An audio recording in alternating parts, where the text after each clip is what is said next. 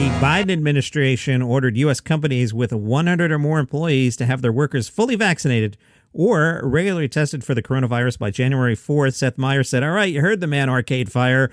Jimmy Fallon, it's great timing. Make sure everybody's vaccinated right after the holidays. That's kind of a rerun joke of a recent Halloween joke, Jimmy Fallon writers. Jimmy Kimmel, Team Biden announced that more than 100 million American workers are required to be fully vaccinated by January 4th.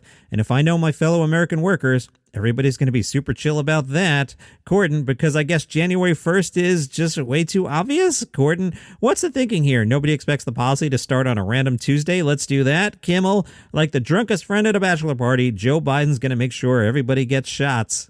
From St. Louis Today, growing up in Maryland and going through her weird high school depression, Rachel Feinstein found solace and laughter in making prank calls. The calls have not stopped. Rachel and friend Jessica Kirson have collaborated on an album called The Call Girls. I see what you did there. And the tracks include sex shop, gymnastics lesson, massage parlor, bikini discount, and more. How naughty. Rachel is a headliner at the Flyover Comedy Festival tonight. She's at the Hot Java Bar. Everything sounds dirty in today's podcast, huh? The new album rose from Rachel's struggles during the pandemic. For months, she was unable to tour, but a bright spot was giving birth to her first child. Unfortunately, her husband was not allowed in the delivery room because of COVID-19 restrictions. There was this pandemic. Did you hear about it? Look it up. It was all over the news if you missed it. Rachel said, it was a weird, isolated time. It was also a jacked up time. Really? And in the middle of all this, I made the prank album. We started prank calling strangers. It was fun and it made me happy. Instead of rocking back and forth in my nightgown and humming, we would make these weird calls. The pranks album got me through. Rachel says a prank call is most successful when you're able to keep the other party on the line. One trick that works for them is pretending to be old. People put up with anything for old ladies. You can get them to engage in the most absurd things possible. St. Louis Today asked, such as calling a massage parlor and requesting a socially distanced massage by a masseuse with very long arms, or even a virtual massage. That's kind of funny. A lot of people just hung up and didn't want anything to do with us. We do call back. They're already planning a sequel to The Call Girls. It will likely become a series of albums.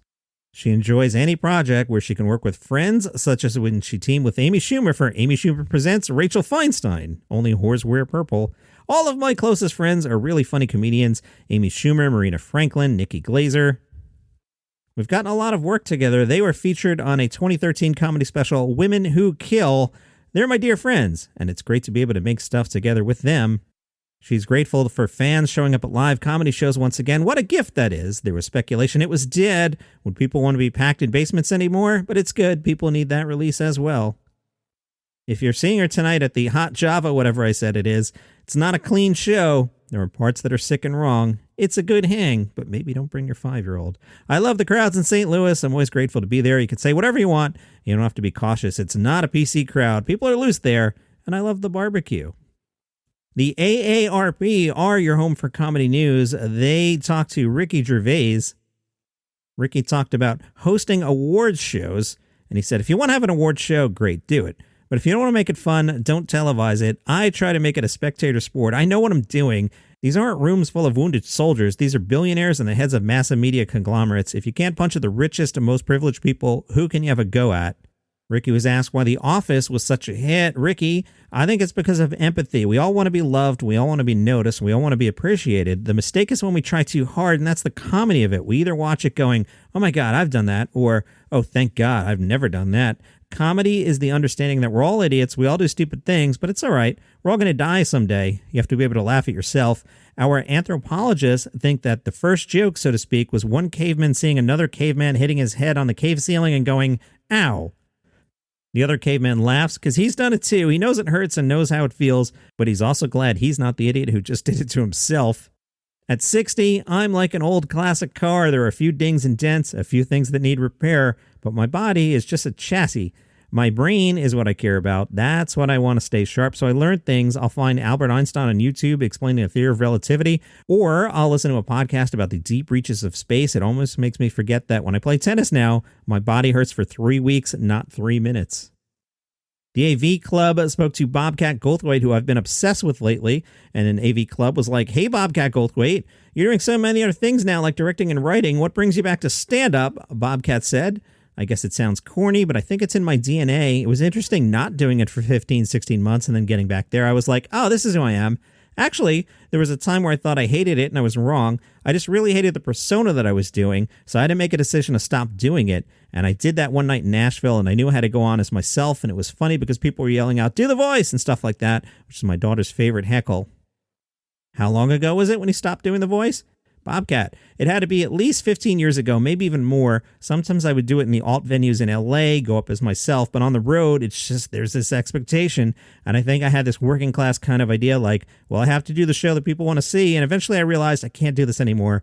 It was just doing an act and not being myself. Hey, Bobcat, as a kid, what stand-ups did you like? Bobcat said, in the doc, we definitely talk about it a little, like Andy Kaufman. Also, when I was a kid and I discovered Mel Brooks, I saw Young Frankenstein. It was the first time I was probably 12 or 13. I bought a ticket and watched it and went out in the lobby and bought another ticket and went back in and watched it again. Now I know I could have just sat there. That's what I was thinking as I read it. In Young Frankenstein, Mel Brooks took two genres and he did a comedy, but out of all his movies, that's the one truest to the story. You know, moments where it's just sad and you wonder if they're going to get back together. Because of that, I feel like it definitely influenced my movies. Like I'll do a movie like Call Me Lucky, which is a film about child abuse, and it's as dark as it gets, but there's still comedy in it. So I love mixing genres when I'm making stuff. So like Mel Brooks, Monty Python, the original SNL, and George Carlin was a big one. Dana Gould and I both had the same experience when we watched George Carlin doing this poem on hair that he did, and he did it on Dinah Shore, and I saw it, and it was the first time I realized that people did that for a living, and it made me think I would do this. But it's interesting, I was always writing ideas for sketches and movies, even though I was thinking about what I would do on stage as a comic. All this when I was a little kid, and I wish I could find those notebooks. I was just saying this morning to my girlfriend Nora, thinking about how George Carlin changed my life, and then later on in life, I worked with him and became friends with him. It was pretty great. Today's Daily Comedy News is brought to you by Palace Intrigue.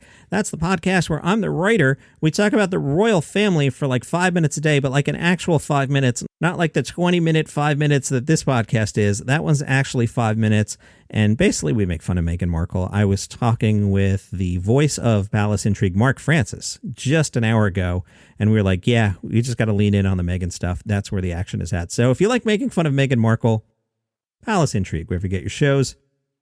The New York Comedy Festival almost over. It's had a pretty good week.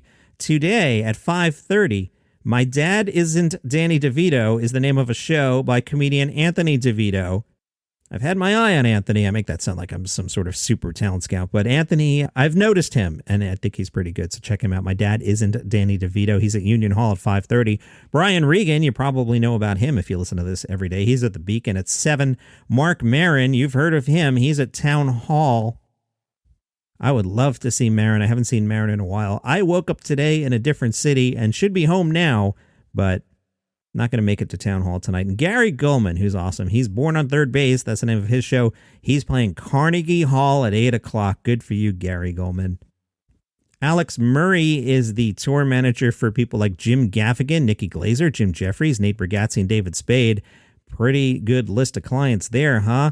Alex spoke to the Hollywood Reporter and said the good news is that comedy shows are happening. The bad news is they're a little clunky.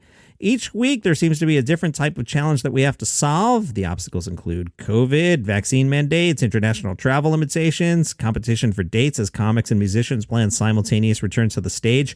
Yeah, I talked with Larry the Cable Guy about that maybe a year ago when Larry came on the show. And the thing that's going to happen is, if everybody goes on tour, well, say the Rolling Stones want to play Madison Square Garden, they're going to get it. So if Bill Burr wanted to play MSG, well, he can't because the Stones are there. So then Burr has to go down to the next biggest thing. So I'll make up, let's say he plays Radio City. But if he's at Radio City, well, then maybe Gary Gulman can't play Radio City. So Gary Gulman will play the Beacon Theater, which means, and so on and so on. You get the idea.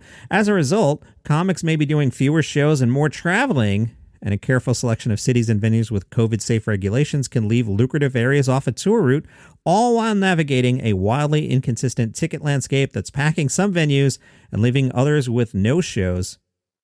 Kara Baker reps Rob Delaney and Eliza Schlesinger and said, some places we've sold 75 tickets and have 400 to go. Some places we've sold 4,000 tickets. Like what? Who are these people that want to go out? In 2019, the last normal year of touring, the world's top 10 highest earning comics brought in a combined $272 million. Insiders estimate this year's total will be half of that if the industry's lucky. with some of the biggest comedy names including Kevin Hart, Jerry Seinfeld, Amy Schumer, and Chris Rock having not yet returned with full-scale world tours. Alex Murray says Jim Jeffries went to Australia for a short tour this summer and quarantined for the required 2 weeks, but as soon as he was free to start performing, the country shut down, forcing him to postpone shows which he had sold 40 to 50,000 tickets. The Hollywood Reporter says in the U.S., where the Mulaney's and the Burrs of the world are settling out, for less than superstar acts, the turnouts for theater shows, especially out of the gate in the summer and into the fall, are not as strong across the board. Several comedians have noticed the 50-plus demographic is especially lagging. On top of that, since the Delta variant took hold, there's been a drop-off, Alex Murray said. For about 4 weeks in August and September, ticket sales really slowed down and halted. Plus, some people are simply not using their tickets. AEG Presents comedy VP Sam Kinkin said, on average, pre-pandemic, you might see 3 to 5% of people who just don't show up. Something happens, they can't get a babysitter, the dog, whatever it is. Now we're seeing rates that can be sometimes between 15 and 30%. He credits about half of that to folks forgetting about rescheduled dates, but sees a 10 to 15% drop that I think is entirely due to the Delta situation. All of this is setting up what the comedy world is betting on will be a full-blown comeback in 2022. Kinkin said, if you think it's an onslaught now, wait until the first few quarters of next year. Everybody is out on tour because nobody's worked and people got to eat. People got to make some money.